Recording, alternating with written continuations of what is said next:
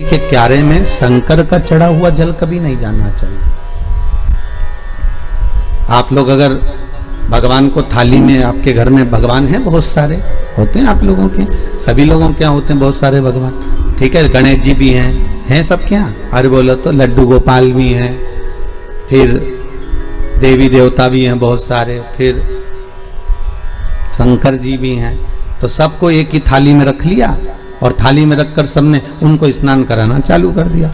अब सबको स्नान कराया तो शिव जी को भी कराया, बोलो कराया कि नहीं कराया, थाली के अंदर रखकर। अब तुमने स्नान तो करा दिया, स्नान कराने के बाद वो जल को क्या करा तुम लोगों ने, ले जाकर तुलसी के क्यारे में डाल दिया। तो महाराज जी पहले के समय में क्या कालसर्प दोष पितृदोष नहीं होता था? बिल्कुल नहीं होता था। पहले के समय में ना कालसर्प दोष होता था ना पितृदोष होता था। क्यों? तो क्या घर में लोगों के शंकर जी नहीं होते थे? होते थे। लोग शिव जी को स्नान कराते थे, पर घर में बगीचा, खलियान, खेत, वृक्ष इतने लगे होते थे कि शंकर जी को स्नान कराने के बाद वो जल को ले जाकर, भगवान को स्नान कराने के बाद जल को ले जाकर पेड़ पौधे में डाल दिया जाता था, बगीचे में डाल देते थे, तुलसी के क्यारे में नहीं डालते थे। इसलिए ना पितृदोष होता था ना कालसर्प दोष होता था।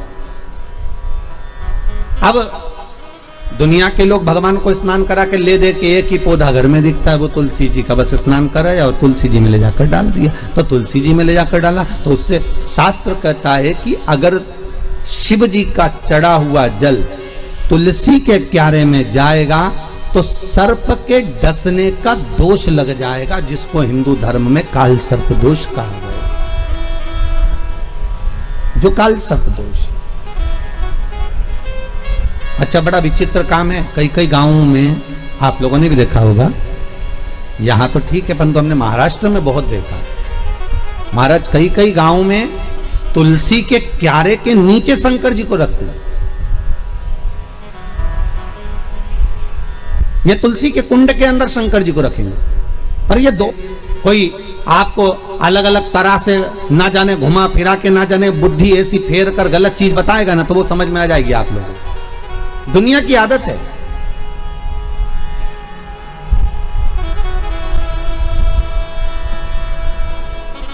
अरे जरा सा गलत देखने पर अश्वत्थामा की बुद्धि फिर सकती है। रात्रि के समय पर अश्वत्थामा बैठे हुए थे,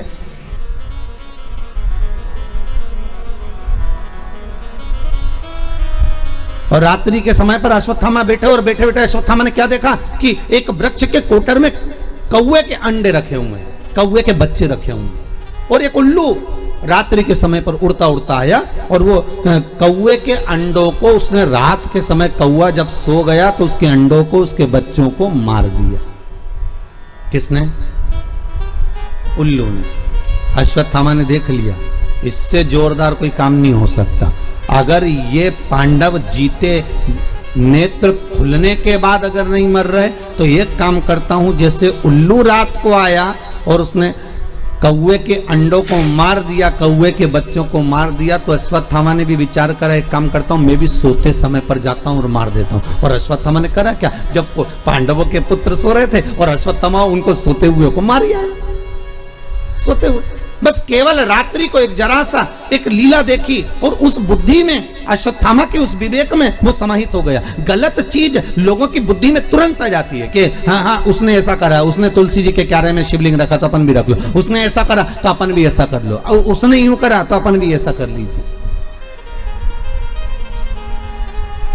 पर शंकर की कथा करें नहीं भाई, ये थोड़ा वंचिता होना चाहिए महाराज। जो शास्त्र सम्मत हो उसका स्मरण करना चाहिए।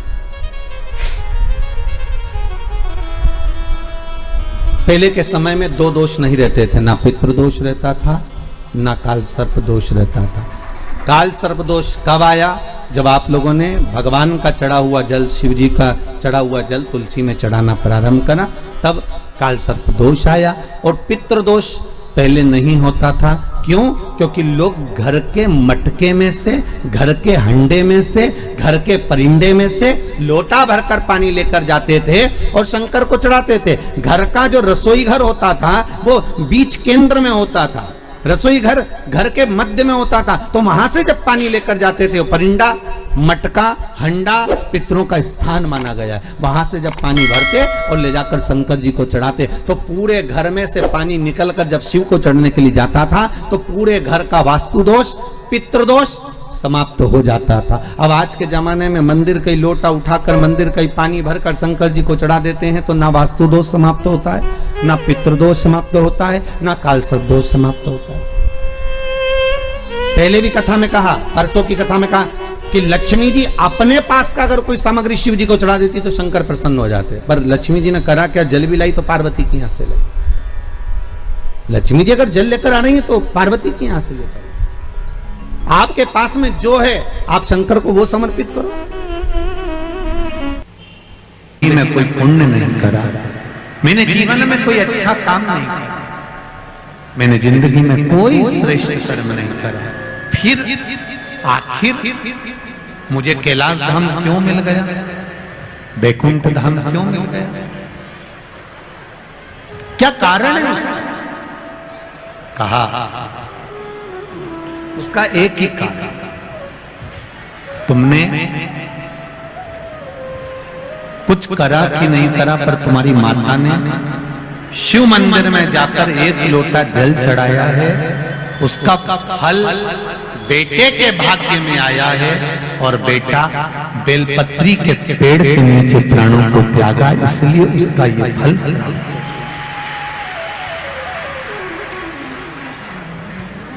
एक बेलपत्र का जो ये पत्ता होता है, जिसमें ब्रह्मा विष्णु महेश तीनों होते हैं, 64 योगिनियां देवियां भी इसमें विराजमान हैं, और 33 कोटि देवी देवता भी इसमें विराजमान हैं। एक बेलपत्र, कभी मौका लगे आपके जीवन में, अभी जब दुख, तकलीफ, कष्ट बहुता मात्रा में लगे, तब प्रयास करिए कि एक बेलपत्र का पत्ता अपने हृदय का भाव लेकर जब शिव मंदिर में जाओ, शंकर भगवान को जब भी समर्पित करो, तो पहले अगर कोई बहुत विषम स्थिति में फंसे हुए हो, बहुत कष्टमय परिस्थितियों में फंसे हुए हो, और निकलने के लिए एक बेलपत्री का पत्ता अशोक सुंदरी वाली जगह पर चढ़ाकर, जल चढ़ाकर उसी को शिवजी पर चढ़ाया जाता है, और शंकर भगवान पर वो जल समर्पित करा। जो कलश में जल है वो शिव। किस किस जगह पर चढ़ाना है? उसी पत्ते को पहले कहां चढ़ाना है? अशोक सुंदरी वाली जगह।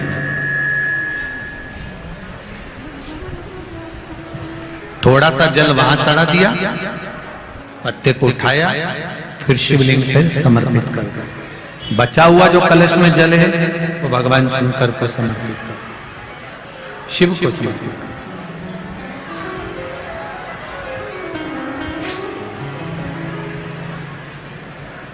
अभी रखो, कथा के विराम पर ले लो।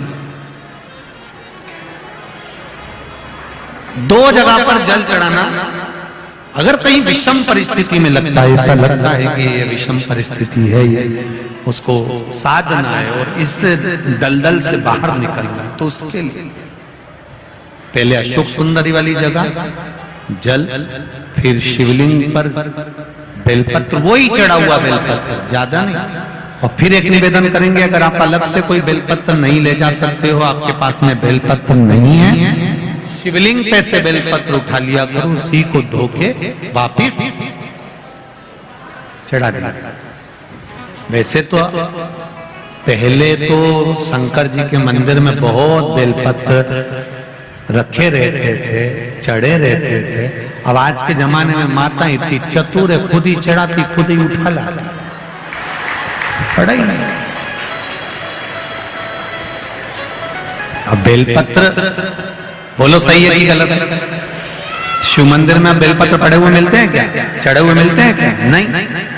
जब जाओगे तब बेलपत्र मिल जाए, ये बहुत बड़ी बात है, भगवान की कृपा। बहुत उदारता मेरे भोलेनाथ जी की, कहीं मिल जाए तब। और नहीं तो कहीं कहीं की तो इंतजार में बैठी रहती, कोई आ रही हो कि ला रही हो, चढ़ाई उठा ले। अच्छा एक बात तो जरूर है, जब से लोगों ने शंकर जी के मंदिर जाना चालू करा और भगवान शंकर की भक्ति में जब से डूबे हैं ना, तब से तुम इनके चेहरे की चमक देखना, खूब आनंद खूब चमक।